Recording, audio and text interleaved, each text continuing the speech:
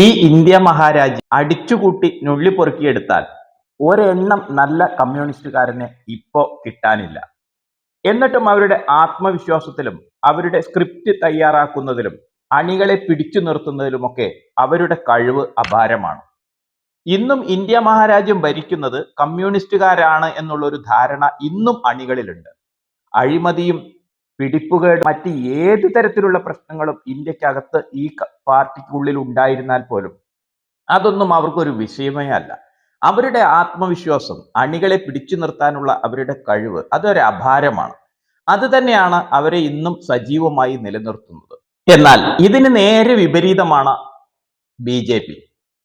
4-ൽ 3 സംസ്ഥാനങ്ങൾ ഭരിക്കുകയും ഭരിക്കാനുള്ള എല്ലാ സാങ്കേതികമായ വിവരവും വിദ്യാഭ്യാസവും അഴിമതിയില്ലാത്ത നേതാക്കന്മാരും വിശ്വസ്തനായ നരേന്ദ്രമോദിയുടെ ഭരണത്തിന് കീഴിൽ ഇന്ത്യ ഇപ്പോൾ സജീവമാണ്, വികസിതമാണ്, എല്ലാമാണ്. എന്നിട്ടും BJPക്കാർക്ക് ആത്മവിശ്വാസത്തിന്റെ കുറവ് നല്ലവണ്ണമുണ്ട്. അണികളെ അവർ ശ്രദ്ധിക്കുന്നേയില്ല. അണികളെ പിടിച്ചു നിർത്താൻ അവരൊന്നും തന്നെ ചെയ്യുന്നില്ല. അവരുടെ കറകടഞ്ഞ വികസന മാതൃകയാക്കിക്കൊണ്ട് മാത്രമാണ് അവർക്ക് ഇന്നും ജനങ്ങൾ വോട്ട് ചെയ്യുന്നതും അവരെ അധികാരത്തിൽ ഇരുത്തുന്നതും. നരേന്ദ്രമോദിക്ക് ശേഷം ഇന്ത്യ മഹാരാജ്യത്തിന്റെ ഭരണം ഏറ്റെടുക്കാം എന്ന് കരുതുന്ന കോൺഗ്രസ് ഒരു കാര്യം മനസ്സിലാക്കുന്നത് നന്നായിരിക്കും. അടുത്ത 100 വർഷത്തേക്ക് ഇനി നിങ്ങൾക്ക് നിങ്ങളുടെ സ്വപ്നം യാഥാർത്ഥ്യമാവില്ല.